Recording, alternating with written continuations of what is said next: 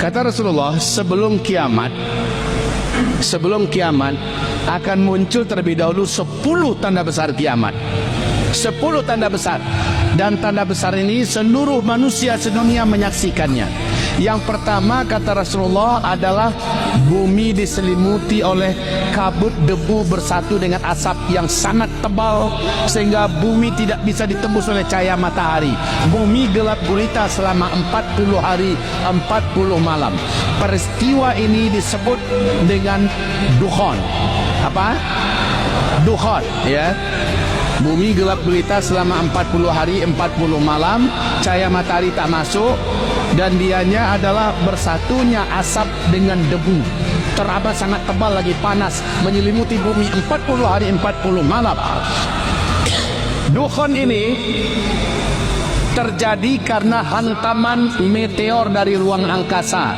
Jadi ini hantaman meteor menabrak permukaan bumi, dan ini Allah ceritakan dalam Al-Quran, ya, tentang meteor menabrak bumi menimbulkan dukhon. Ya, baik. Setelah dukhon kurang dari 2 tahun, ya, kurang dari 2 tahun muncullah tanda besar kiamat yang kedua. Tanda besar kiamat yang kedua, Dajjal muncul ke tengah-tengah manusia. Dan Dajjal mengaku dirinya adalah Tuhan Rabbul Alamin. 2/3 manusia akan sujud menyembah Dajjal. 2/3 manusia. 1/3 umat Nabi Muhammad ikut-ikutan murtad kafir kepada Allah, sujud menyembah Dajjal. Dan yang paling banyak sujud menyembah Dajjal wanita, kata Nabi sallallahu alaihi wasallam. Dajjal muncul setelah dukhon. Berapa lama jaraknya? Lebih kurang 2 tahun, ya. Dajjal ini tak lama, kata Rasulullah, hanya 1 tahun 2 bulan 2 minggu saja Dajjal sudah berhasil mengelilingi seluruh kota-kota sedunia. Lalu Dajjal diakhiri oleh tanda besar kiamat yang ketiga. Allah turunkan Nabi Isa alaihissalam, dan Nabi Isa membunuh Dajjal di depan pintu Lut di Palestina. Sekarang pintu Lut itu dikuasai Israel sekarang, Pak. Yang kemarin kami baru pulang dari Palestina, ya. Sekarang pintu Lut itu sudah dikuasai oleh Israel, dan mereka membangun gerbang namanya Bab al-Lut, ya, Bab al-Lut. Disitulah nanti Nabi Isa membunuh Dajjal. Jarak antara Dajjal dengan turunnya Nabi Isa 1 tahun 2 bulan 2 minggu. Oke. Setelah Dajjal binasa, beberapa bulan kemudian terjadilah tanda besar kiamat yang keempat, yaitu lepasnya manusia yang dulu dikurung oleh sang penguasa yang agung, Zulkarnain, ya. Sekadar Zulkarnain. Siapa ini manusianya? Ya'juj dan Ma'juj. Ya'juj dan Ma'juj ini manusia, keturunan Nabi Adam. Sama, Dajjal juga manusia, keturunan Nabi Adam. Ini laki-laki cuma 1 orang. Kalau ini jumlahnya, dalam 1.000 orang manusia saat itu, 999-nya Ya'juj dan Ma'juj. 1 kalian. Saking banyaknya jumlah mereka, Pak. Ya'juj dan Ma'juj ini dibinasakan oleh Allah berkat doa Nabi Isa alaihissalam. Singkatnya, setelah Ya'juj Ma'juj binasa, bumi menjadi tenang, damai, tidak ada bencana, tidak ada perang, tidak ada kelaparan, tidak ada kemiskinan, tidak ada, dunia benar-benar bagaikan dalam surga. Di saat itu terjadilah tanda besar kiamat yang kelima, matahari terbit dari sebelah barat. Matahari terbit dari sebelah barat. Diawali terlebih dahulu kita yang rajin tahajud, lalu sholat subuh berjamaah di masjid, tapi kok belum terbit matahari, balik lagi ke rumah tidur, habis itu tahajud lagi, ya, belum lagi terang, habis itu tidur lagi, lalu bangun lagi, tahajud lagi, ke masjid lagi, azan, kemudian sholat lagi, belum juga terang-terang. Kata Rasulullah, bagikan 3 malam berturut-turut panjangnya malam ketika itu, besoknya baru semua kita tercengang, matahari sudah terbit dari sebelah barat.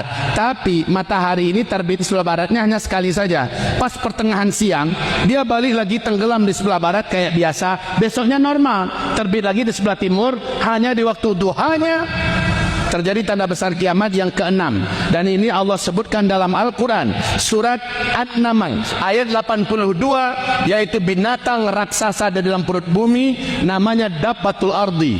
Binatang ini keluar di 3 tempat yang berbeda di muka bumi. Binatang ini cerdas dan pintar, pandai berbahasa seluruh bahasa orang manusia di dunia.